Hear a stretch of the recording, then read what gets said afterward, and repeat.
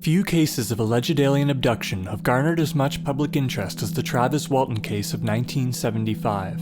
In an event witnessed by 6 friends and co-workers, Walton was abducted into a saucer-shaped craft and deposited back outside of his hometown 5 days later. Despite the efforts of police and journalists to discredit the bizarre narrative, neither Walton nor any of his co-workers have ever admitted to having perpetrated a hoax.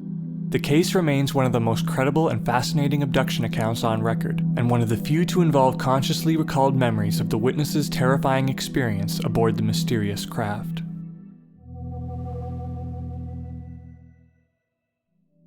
In 1975, 22-year-old Travis Walton was working as a logger under the supervision of his longtime friend, Mike Rogers, a contractor with the U.S. Forest Service. There were 7 men on the crew, including Walton and Rogers, all of whom lived in the small town of Snowflake, Arizona. Around 6 p.m. on November 5th, following a normal day on the job, the men shut down for the night and piled into Rogers' truck for the drive back home. Along the way, they were alerted to the presence of a bright light peeking through the trees. Thinking it was a crashed plane, the men drove over in its direction, only to realize that it was something far more shocking.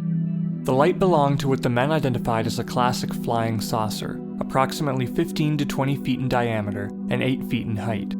It was hovering in the air an estimated 15 feet off the ground. It glowed with a golden light that poured out from evenly spaced panels around its surface, each of which was divided by strips of dull silver. It hung motionless in the air and made no sound at all. Walton leapt out of the truck and ran up for a closer look. As his co-workers shouted at him to get back in the vehicle, a cacophony of mechanical sounds came from the craft, and it began to wobble erratically on its axis. As Walton crouched in fear, a bright blue-green beam of light shot from the craft, sending him flying through the air and rendering him unconscious. His co-workers flew into a panic, prompting Rogers to start the truck and drive away. However, when the men realized that the saucer had not followed them from the site, Rogers informed the men that he was turning the truck around and driving back to the scene of the encounter. When they got there, however, they found no trace of either Walton or the UFO. Realizing there was nothing left they could do, the men contacted police. Local Sheriff Marlon Gillespie drove out to the scene with another officer, and together with 3 of the loggers, performed a more thorough search of the area. Again, they found nothing. In the absence of any corroborating evidence, Sheriff Gillespie began to suspect that the men had simply fabricated the story in order to conceal a homicide or some other incident. As the search continued, the police sought evidence of a hoax. In the following days, all 6 loggers underwent extensive police questioning. All were subjected to polygraph tests at the hand of Cy Gilson, an experienced administrator with the Arizona Department of Public Safety. Although Gilson was unable to complete one of the men's tests, he determined that all others were telling the truth. He was so confident in his analysis, which afforded him a rare opportunity to test 6 different accounts of the same event, that he claimed that he had proved the men's sincerity. Just as the police department began to ease up on their interrogation of the 6 loggers, Walton suddenly and mysteriously reappeared. Regaining consciousness in the middle of a road outside of Heber, Arizona, Walton was able to watch a silver saucer-shaped UFO hovering over the road in front of him before shooting off into the air without any sound at all. Walton stumbled to a payphone and called his brother-in-law, who, along with Walton's brother Dwayne, drove out to pick him up. Believing that he had only been gone a few hours, Walton was surprised to realize that 5 days had passed since his abduction. He was able to recall little more than an hour of what had transpired in those 5 days.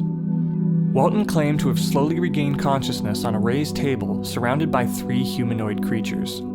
All were less than 5 feet tall with gray skin, large bald heads, and enormous brown eyes.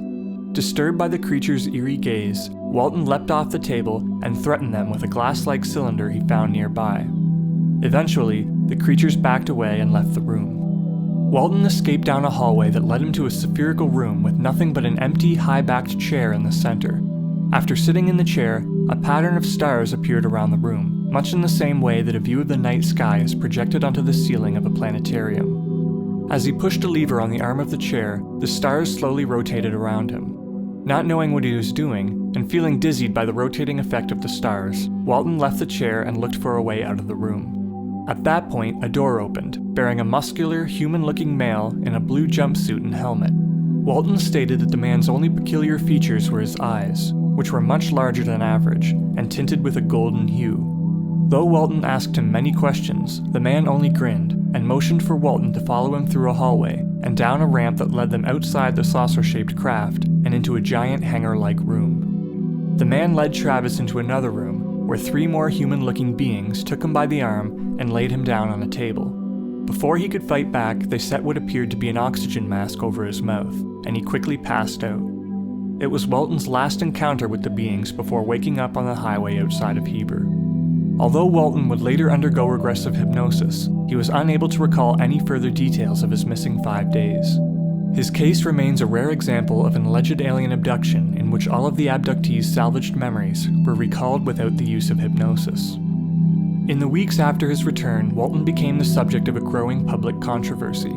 Sheriff Gillespie was still skeptical of the loggers' stories, and along with the National Enquirer, a tabloid magazine that had taken an interest in the case, requested that Walton undergo a polygraph. After failing one performed under dubious circumstances, he passed a second, and then a third after that. Nevertheless, the initial polygraph, which Walton had initially tried to suppress, would become a particular source of embarrassment after it was leaked to the press. However, despite repeated attempts from multiple parties to catch Walton in a lie, no evidence has ever emerged to suggest that any of the loggers from Snowflake, Arizona, had perpetrated a hoax. The Travis Walton abduction has earned a privileged place in UFO lore. It is the only widely publicized abduction event to involve 6 corroborating witnesses, whose stories stood up to the scrutiny of intense police questioning and professional polygraph testing. In a recent episode of Sci-Fi's Paranormal Witness, all 7 men were reunited to recount their stories, many of them for the first time on camera. All of them remain deeply affected by the incident and continue to stand by their account of events. Walton went on to publish a book about his encounter, which served as the basis for the 1993 feature film Fire in the Sky.